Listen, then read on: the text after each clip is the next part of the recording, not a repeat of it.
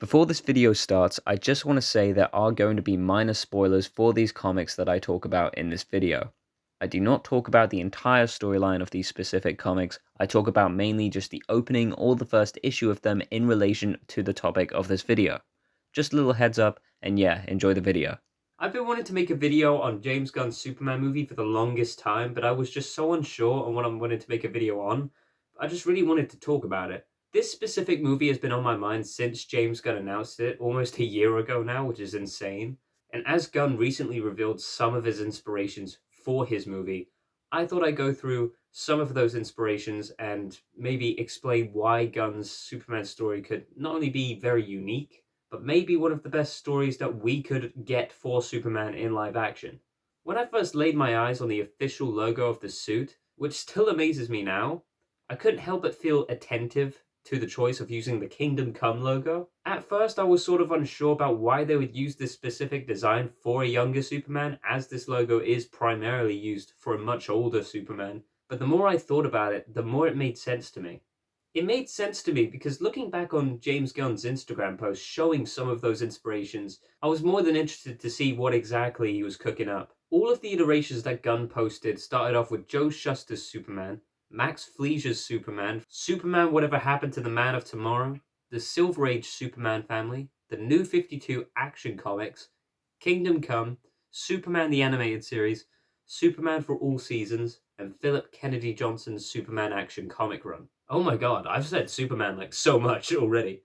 All of these iterations that Gunn included are obviously amazing, but the few that likely piqued my interest the most would have had to be Whatever Happened to the Man of Tomorrow, Superman for All Seasons, and Kingdom Come.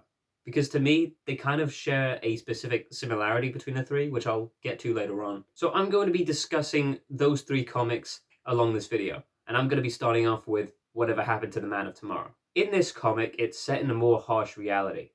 There is almost complete destruction caused by Bizarro, Metallo, Brainiac, Kryptonite Man, and the Legion of Doom, whereas for Superman, his main priority is to keep all of his loved ones safe, whilst being frightened of his own life. The action opens on a full destruction zone caused by Bizarro, who no soon after commits suicide from blue kryptonite. If you don't know what blue kryptonite does, then for Superman, it kind of dampens his powers to where he's almost like a regular human being. But considering Bizarro is the complete opposite of that, it excels his powers to such a high degree that he can't even control it, causing him to shake and explode. Later on in the story, Clark Kent receives a delivery in the Daily Planet from an unknown.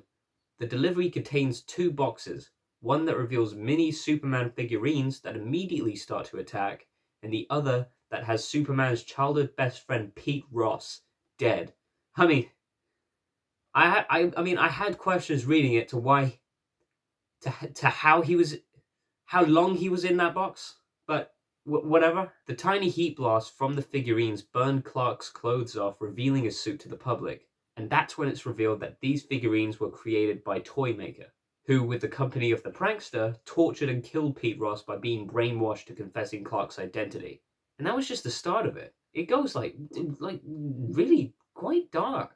I mean, so many people die. It's fucked. Superman took Toymaker and Prankster down, but they were just left confused, as if they were in a trance. We immediately pan to Pete's funeral, where Clark worries that his greatest fears might be coming true. All of his enemies from his past coming back to strike at him through his friends and family. And that's exactly what happens. A couple days after the funeral, a group of Metallos are climbing the Daily Planet to kill Clark's friends as a way of seeking revenge. They break into the windows whilst Jimmy is repeatedly pressing his signal watch to get Superman's help. Metallo tries to grab Lois, but she falls out the window. But luckily, Superman swoops in to catch her and takes her to the roof. As Superman couldn't risk coming into close contact with multiple Metallos, since Metallo is mainly known for having a kryptonite heart, he thought of an alternative. He starts rubbing his hands onto the iron of the Daily Globe, turning it into a magnet. He picked up the globe and used that magnet to pull all the Metallos away, causing them to be stuck to the magnet. And after that was dealt with, Clark knew he had to take his friends somewhere safe. So whilst there was even more chaos happening in Metropolis with Brainiac and Kryptonite Man, Superman brung everyone to the Fortress of Solitude and were introduced to Krypto, who was the most friendliest and loving being to them, as if he had sensed how they felt. Clark was trying his best to make everyone well by preparing their meals and their bedrooms. And when it was time for everyone to go to bed, Lois went to Lana's room. They were both frightened that Superman might die, and after they admitted that to each other, they couldn't help but cry together until they fell asleep. What I love about that moment is that Lois states that she and Lana never really got along, that they both had slight distaste for each other, but on that night, nothing mattered. Whilst everyone is in their rooms, Clark is still awake, struggling to sleep from all the distress. The Legion of Superheroes showed up to see Clark. They figured that after everything that has happened to them the past few days, he'd appreciate seeing a few more friendly faces. That including a younger Supergirl who is dead in his current time. Whilst Clark was surprised to see her, he was still stressed out from all the panic, and he felt like seeing Kara before she died didn't make him feel better. Brainiac, by the way, this is a different Brainiac. This is a good version of Brainiac. It's not the, Brainiac handed Clark a small Superman statue and left Clark curious onto why he was given it now. Brainiac simply answered that their histories mark his current date as a special time in his life.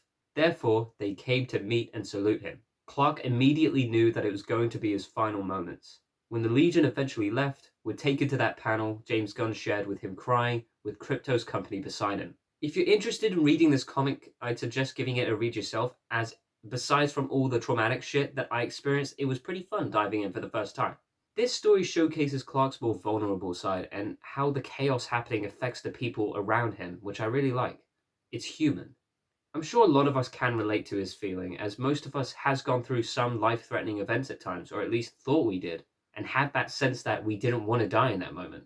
And situations like that, to where even Superman feels that way, just shows that it's perfectly okay to feel vulnerable at times, showing that even with all the chaos happening around him and the slight chance of him dying, he feels scared.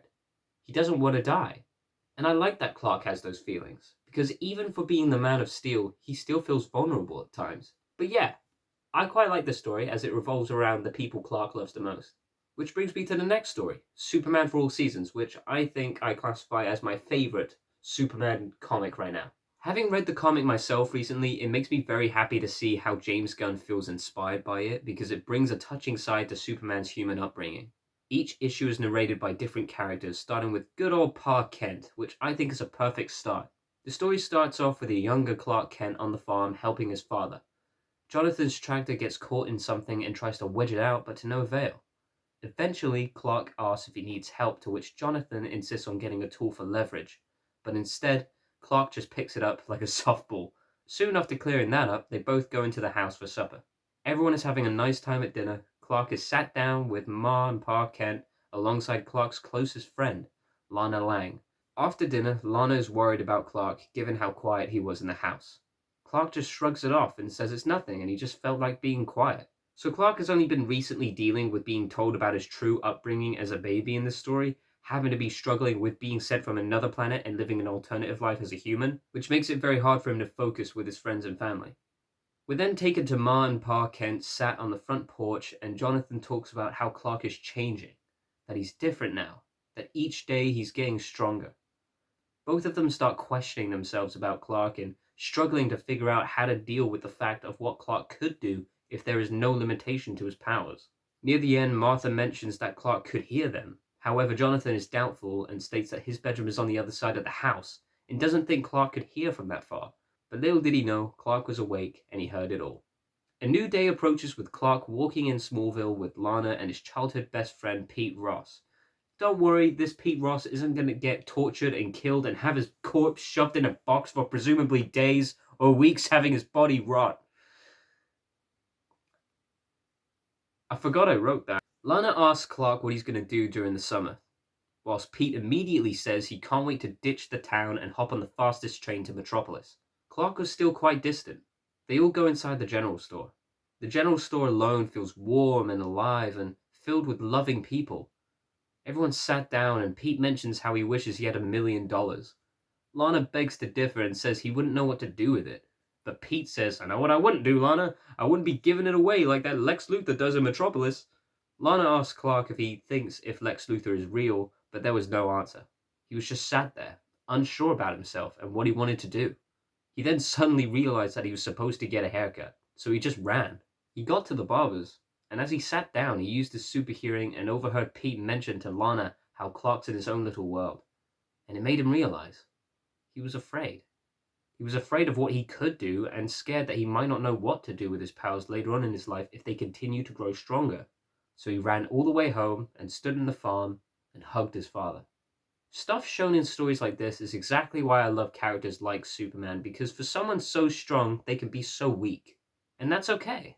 For someone from another planet be so human is a beautiful thing, since Superman is more human than the rest of us. He is who everyone should aspire to be. We then switched to a tornado rising in Smallville. Everyone was trying their best to stay safe and sheltered whilst Jonathan took care of the animals and Clark was sowing the fields. Clark ends up getting caught inside the tornado, but he felt fine. He knew he could handle it. As he's floating inside the tornado, he spots a man by the gas station. And a quote that's written in this moment is so perfectly well made that it completely perfects Clark's character to reflect the exact moment that made Clark become who he was destined to be. There are so few things a person can be really sure, but I believe in that moment, our son became a man. Knowing that quote is told by Pa Kent makes this so much more powerful because Jonathan always knew that someday Clark was going to mean something.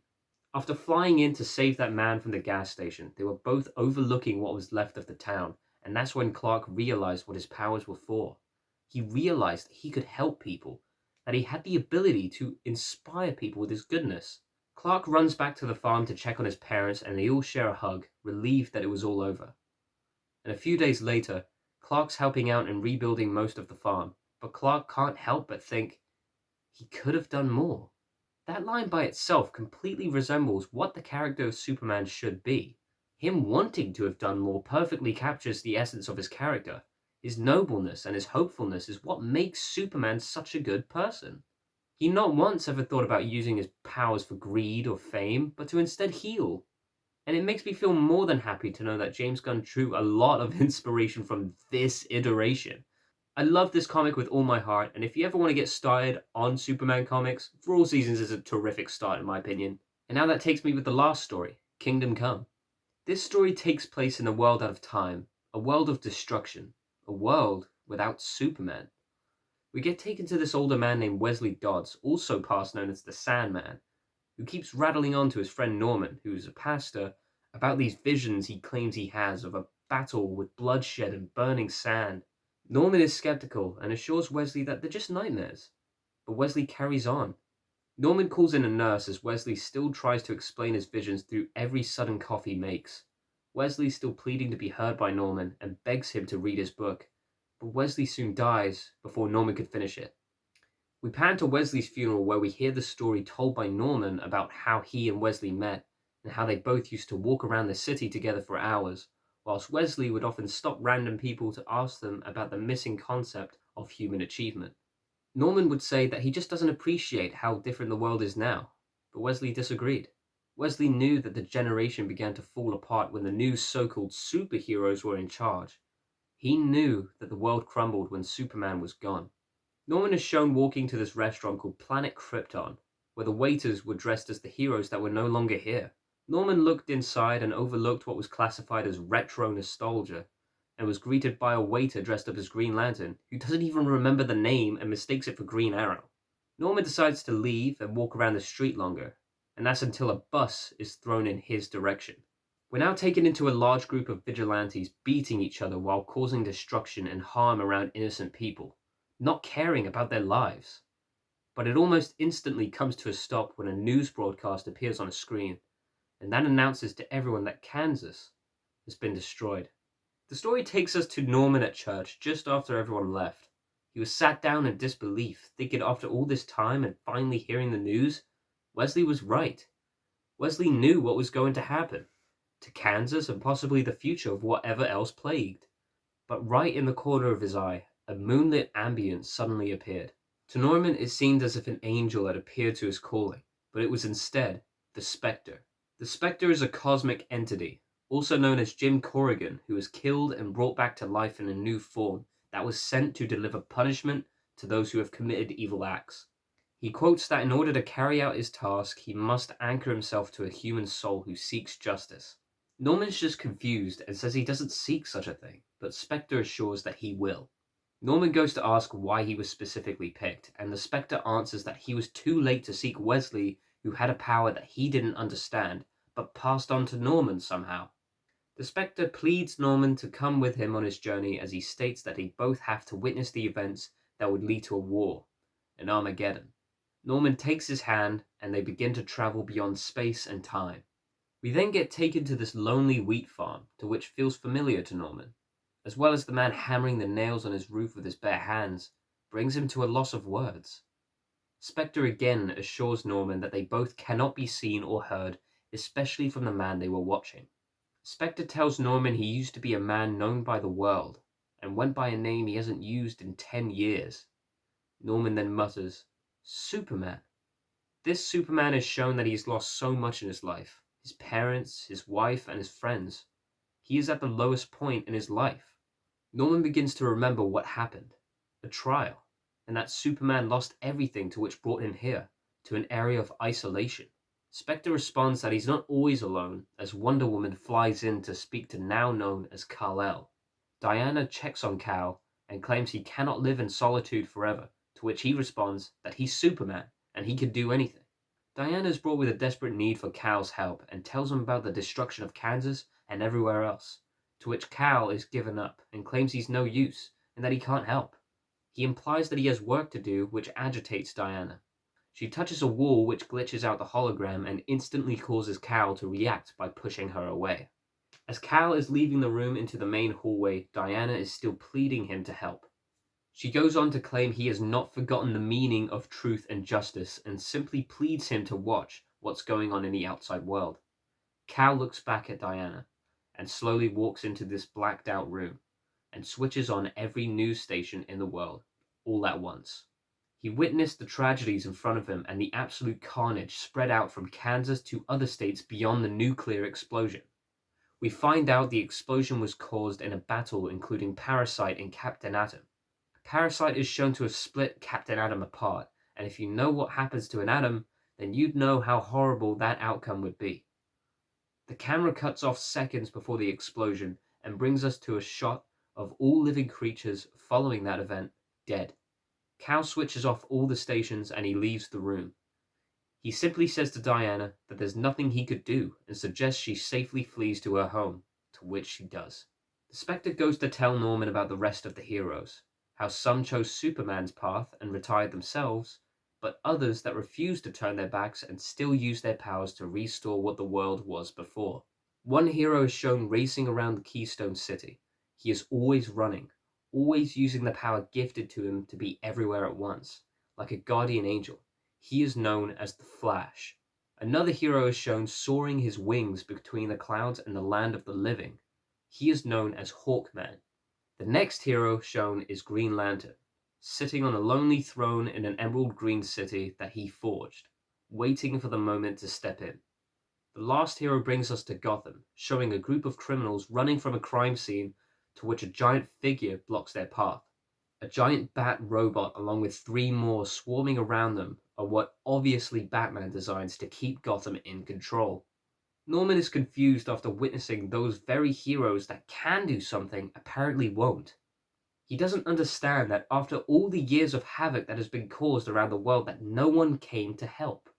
As Norman is still angry, a battle between superpowered vigilantes are causing destruction by the mighty rivers of Metropolis, and to no surprise, they don't care about the people they're hurting.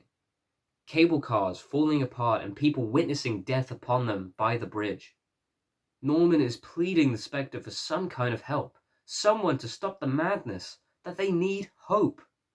And that was the moment a purple gust of wind swooped in like a bullet. The vigilantes' weapons were being bent in an instant and people carried to safety. Everyone was saved, and that's when they knew what happened. Everyone looked up in the sky as they were saved and was brought to happiness. It was him, Superman. He once again donned the cape and new emblem and gave everyone that sign of hope that everyone so desperately needed. Norman is watching happily until he foresees a vision that Wesley once saw himself. It was of Superman being burned in a storm of fire, and that's when he knew that the Armageddon has just begun.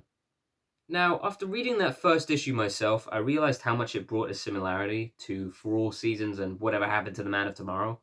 They all showed Superman's personal side, and that, for being a man of steel, he could be broken in so many ways. In this story, he's lost so many people in his life, which drove him into retirement in isolation. For the longest time, he lost the hope he had once the very people he saw as hope died. But when he realized for that time people have been tortured and killed by meaningless superheroes who seem to have forgotten what it meant to protect, he knew he had to show them how it was done. Show them what it truly means to be a hero.